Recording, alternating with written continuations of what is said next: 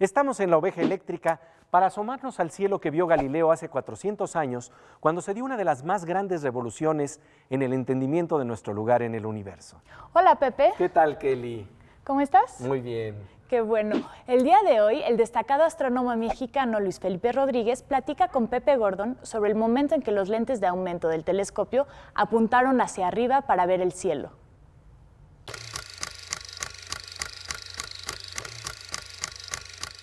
Luis Felipe, vamos a hablar de lo que podríamos llamar muy grandes y admirables maravillas. Vamos a hablar de Galileo.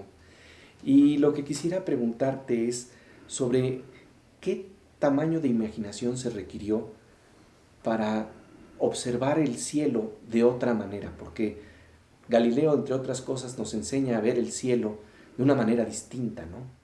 Así es, porque ya llevábamos los seres humanos, pues desde que éramos seres humanos observando el cielo, a simple vista, ayudados de instrumentos que eran una especie de transportadores o de sextantes gigantes, pero a Galileo se le ocurrió algo que increíblemente sencillo, pero que a la vez fue maravilloso, que fue al enterarse de que había este instrumento que hacía ver las cosas más grandes, que era el telescopio, pues a él se le ocurrió apuntarlo para arriba y ver estos astros con un poco de amplificación, vamos a decir, y empezó a encontrar cosas que el ser humano que había observado el cielo por cientos de miles de años no se había dado cuenta. Entonces fue un parteaguas astronómico e histórico importantísimo. Hasta ese entonces, ¿cómo se utilizaban los telescopios? Es muy interesante saber qué tipo de usos tenían. Claro, ¿no? Cuando el holandés que los descubrió los reportó, pues tenían un gran uso militar. Y a mí me gusta decir que la gente los empezó a usar para espiar al enemigo y otros para espiar a la vecina o a la gente de alrededor. Pero lo maravilloso es eso, el telescopio pues se lo dan a uno y nosotros estamos acostumbrados a ver horizontalmente, ¿verdad? Vemos los edificios, vemos que el enemigo si tiene ejércitos, si tiene caballos, pero a Galileo se le ocurre, vamos a levantarlo para arriba, vamos a ver la luna, vamos a ver los planetas y empieza a encontrar cosas que simplemente no se sabía que existían.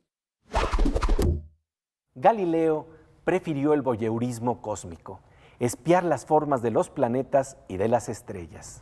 De esta manera, obtiene otro tipo de revelaciones que van en contra de las creencias de la época. Hablemos de algunos de estos hallazgos que encontró Galileo. Pues lo primero que encuentra Galileo, que es, digámoslo, aún ahora lo más fácil de ver con un pequeño telescopio, es que la luna, que en toda la teoría aristotélica de aquella época debería de haber sido una esfera perfecta, ¿verdad? Como una bola de billar, resulta que no es el caso, que tiene montañas, tiene cráteres, y esto lo encuentra inmediatamente Galileo al ver a la luna, digamos así, la mitad iluminada por el sol, la mitad oscuras, pues se ve una línea, ¿verdad?, de penumbra, y ahí se veía que había montañas y que había valles y todo. Entonces él esto lo reporta y dice, no, pues la luna tiene, como la Tierra, montañas y valles, irregularidades, no es cierto que sea una esfera perfecta. Esto lo logra hacer con su primer telescopio, que le daba unos 3 aumentos, pero él no queda conforme con eso y aprovechando sus contactos que tenía con la gente, los artesanos de la zona, sobre todo los vidrieros de Venecia, que eran muy buenos, les pidió mejores lentes, que le hicieran lentes mejor pulidos, y fue mejorando el telescopio, fue mejorándolo. Y luego descubre, por ejemplo, que Júpiter, que era un planeta, tiene a su alrededor lunas, y que esas lunas le dan la vuelta a Júpiter. Entonces cuestiona otro concepto clave de la filosofía de aquella época, que es que el único centro alrededor del cual giraban las cosas era la Tierra. Entonces él dice, bueno, no, cuando menos está Júpiter ahí en el espacio, que tiene lunas que le dan la vuelta. Entonces no es cierto que todo gira alrededor de la Tierra. Estos conceptos eran totalmente revolucionarios. La ciencia cuestionaba el antiguo orden cósmico, un orden geocéntrico en donde todo giraba alrededor de la Tierra. Luis Felipe Rodríguez nos explicará más adelante el origen de la palabra revolución, pero antes vamos con nuestra compañera Silvina Espinosa de los Monteros para ver cómo se filtra la ciencia en la cultura popular.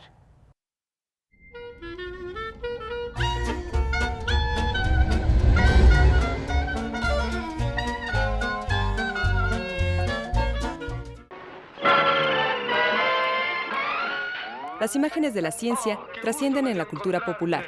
Estrenada en 1962, la serie de dibujos animados Los Supersónicos fue la primera caricatura que imaginó la vida cotidiana en el futuro. La pareja conformada por Super y Ultra, sus dos hijos Lucero y Cometín, además del perro Astro, contaban con los servicios de una sirvienta robot muy apreciada por la familia. Inventos como el videoteléfono y toda clase de artefactos manejados con un botón no eximían a esta superfamilia de los problemas cotidianos de la raza humana.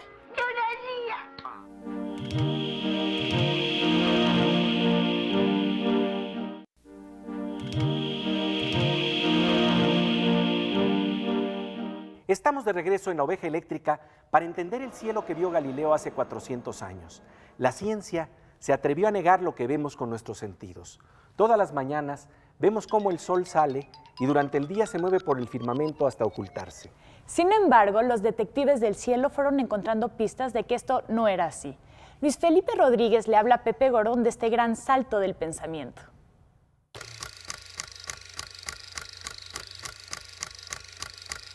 Nosotros sentimos que la Tierra está fija, o sea que estaba muy razonable pensar que somos el centro del universo. Pero lo que sabemos ahora es que si algo se mueve de manera continua, suave, como cuando vamos en un tren o en un avión, ¿verdad? A veces nos olvida que nos estamos moviendo y es lo que pasa con la Tierra. Entonces esta idea de decir, no, la Tierra no es especial. La Tierra junto con los otros planetas le está dando la vuelta al Sol.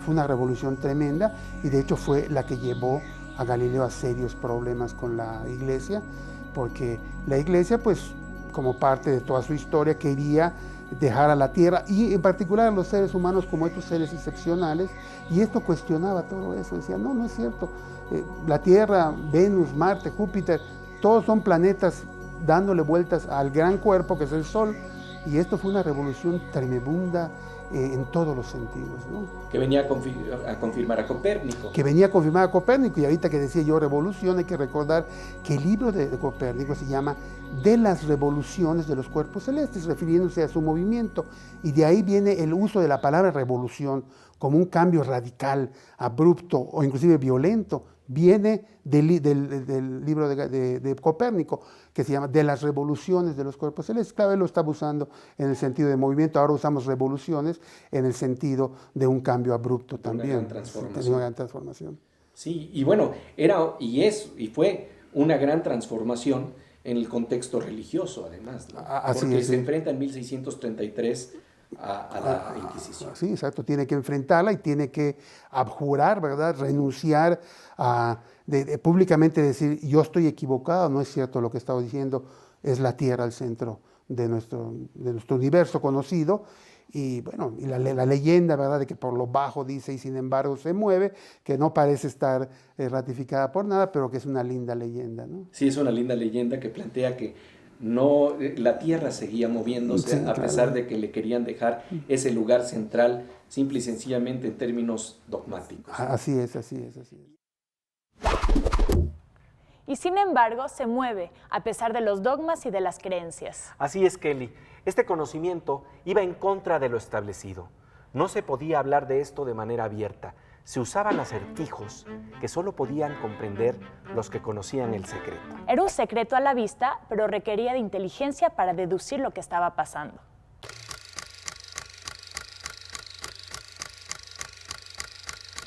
Hablemos de otro de los elementos con los que Galileo se dio cuenta precisamente de que el papel de la Tierra y de la observación del universo no debía de ser geocéntrico, sino que podría ser heliocéntrico.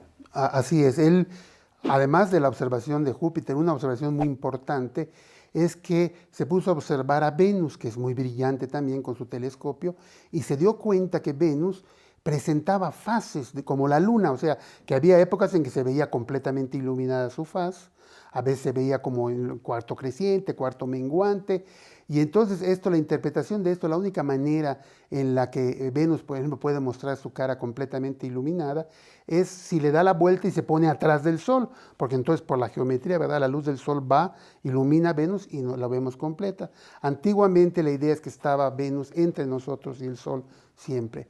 Entonces él no lo quiere publicar de inmediato y lo saca en una especie de digamos, acertijo en el que dice, la diosa del amor imita a Cintia. Claro, es que la diosa del amor era Venus, Cintia la luna.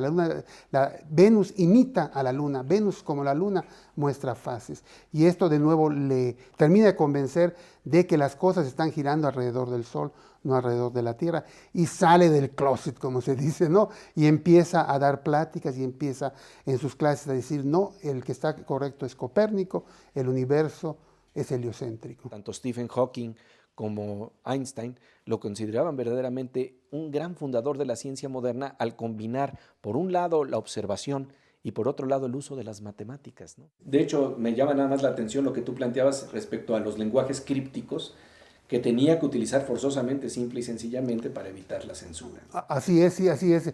Que se usaba mucho eso, ¿no? Usaban anagramas, ¿no? Que es que escribían el resultado y luego revolvían las letras y las daban a conocer así. Pero claro, uno leía eso y no quería decir nada. Pero entonces ahí estaba oculto el mensaje, ¿no? Y tenían que usar esas cosas. Él estaba muy consciente de estas cosas, de la prioridad, y era terriblemente competitivo y terriblemente polémico, ¿no? Y bueno, fueron partes de su personalidad. En este caso, digamos, el esoterismo era para proteger la vida. Exactamente, sí, y bueno, y también el descubrimiento, y también un poquito para, pues sí, manejaban este tipo de cosas porque muchas cosas, codificar muchas cosas manejadas abiertamente eran conflictivas con los establecimientos de aquella época. Venus, la diosa del amor, imita la forma, imita las fases de la luna. De esta manera, Galileo hablaba del giro de Venus alrededor del Sol. Estamos ante el código de Galileo para hablar de hallazgos de los que no se podían hablar. Seguiremos explorando los descubrimientos de Galileo, pero antes vamos al performance de la ciencia que nos trae pequeños pero fascinantes experimentos.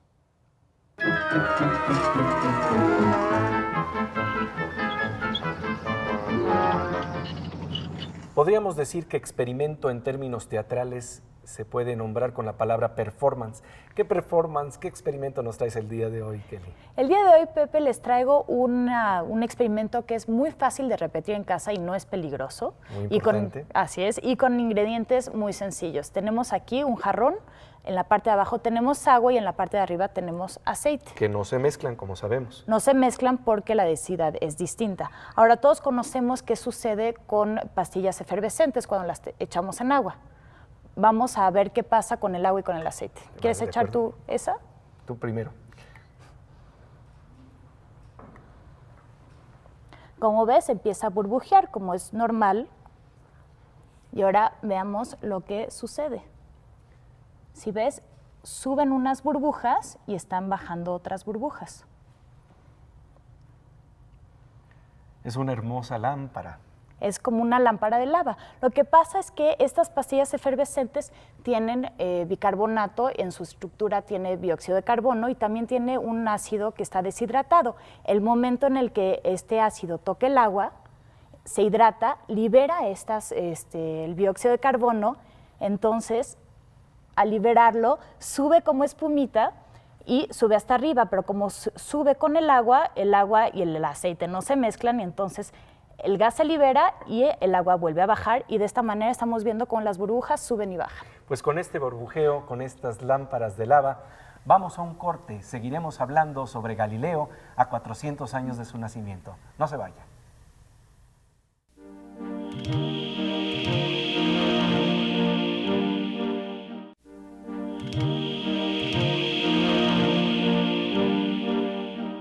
Estamos de regreso en La Oveja Eléctrica con el telescopio de Galileo para observar el cielo que miró a 400 años de su nacimiento. Así es, Pepe. Hay que subrayar la capacidad de observación, imaginación e inventiva que tenía Galileo. Veamos lo que te dice Luis Felipe Rodríguez.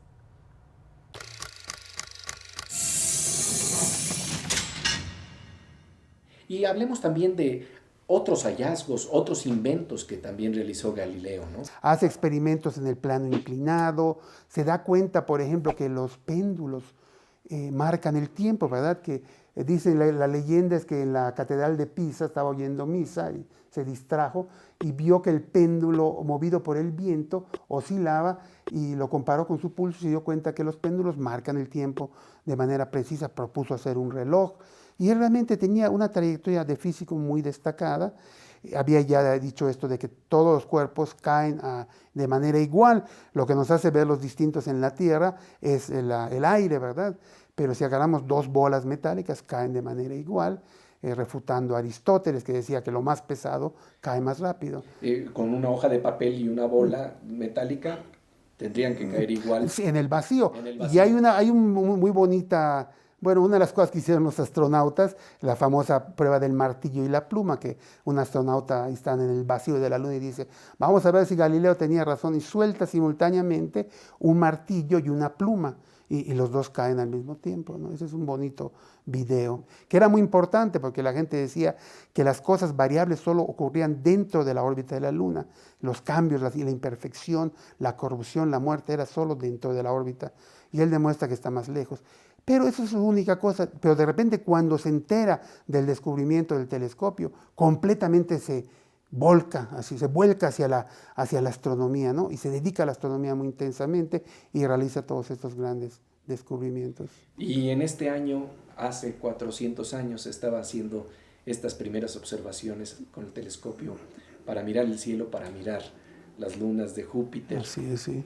Y esto nos permite hoy en día también volver a admirar y asombrarnos como Galileo ante lo que podemos ver en el cielo, ¿no? Este año se están realizando precisamente ejercicios para que volvamos a ser todos Galileo. Exactamente, ese es el propósito principal del Año Internacional de la Astronomía. Bueno, es muchas cosas, pero en particular como que la meta es lograr que el mayor número de personas en el mundo repitan alguna de las observaciones de Galileo con un pequeño telescopio. Volver a enfrentarnos y encontrarnos con el asombro de observar el cielo, de ver eso que en algún momento fue tabú, porque era tabú, sí, el cielo, ¿no? Claro, ¿no? Y las implicaciones iban contra lo que se creía, ¿no? Y lo que se apoyaba. Esa es la revolución científica y te agradecemos mucho, Luis Felipe Rodríguez, tu participación aquí en la OVG. No, Pepe, me da mucho gusto estar contigo. Gracias por tus preguntas y tus ideas. Todos somos Galileo en el momento en que nos asomamos al cielo y descubrimos el movimiento majestuoso de los planetas. La Oveja Eléctrica honra la memoria de Galileo a 400 años de sus maravillosas observaciones. Pasamos ahora a la sección Aguas con la Morsa.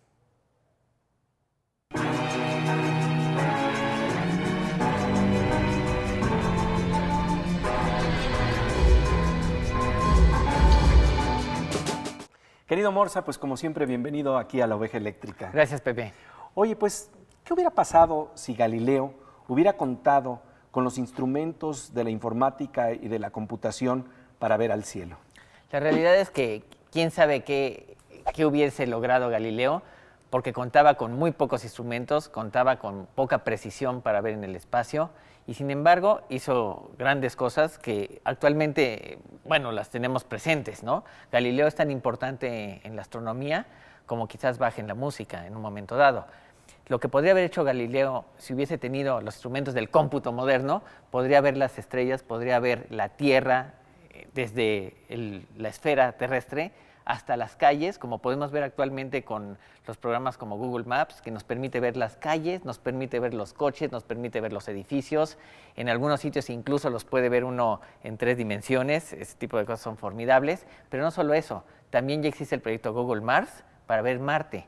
Todo el mapeo que se ha hecho de Marte a través de las fotografías que tiene la NASA y todas las sondas que se han mandado, ya tienen un mapa general de cómo está Marte. Y también tenemos de la Luna una cosa muy parecida. Pues veremos con toda claridad que el mar de la tranquilidad está en la Luna. Muchas gracias por tu presencia aquí en la Oveja Eléctrica. Gracias, Pepe. Y bien, pasamos ahora a nuestra sección Veo con Miriam Moscona, con la mirada que el arte nos puede dar sobre la ciencia.